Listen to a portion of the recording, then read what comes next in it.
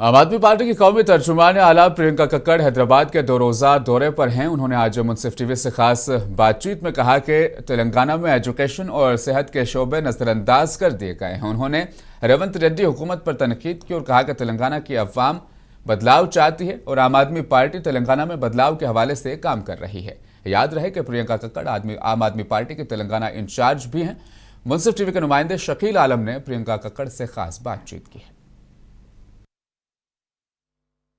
हमारे साथ मौजूद है हम आम आदमी पार्टी के चीफ नेशनल स्पोक्स पर्सन और तेलंगाना की इंचार्ज प्रियंका कक्कड़। मैम, सबसे पहले मुंसिफ टीवी में आपका स्वागत है। थैंक यू बहुत बहुत। मैम, 2 दिवसीय पर आप तेलंगाना में आई हुई हैं और उद्देश्य क्या है, आप इसके बारे में बताइए। देखिए, उद्देश्य ये है कि तेलंगाना बदलाव मांग रहा है, क्योंकि यहाँ पर जो करंट सरकार है, रेवंत रेड्डी जी की सरकार है, जो पहले आरएसएस में रहे, फिर टीडीपी में गए, फिर कांग्रेस में आ गए, तो उनकी विचारधारा क्लियर नहीं है।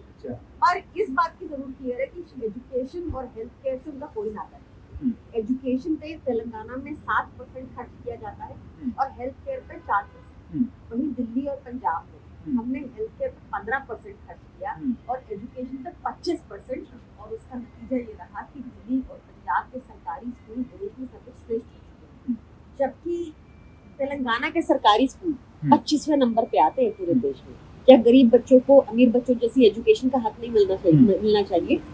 जहां भी इस तरह की नाइंसाफी होगी, इनजस्टिस होगा गरीब लोगों के साथ, वहां आम आदमी पार्टी आपको खड़ी मिलेगी। कैमरामैन हमीद के साथ मैं शकील आलम, मुंसिफ टीवी, हैदराबाद।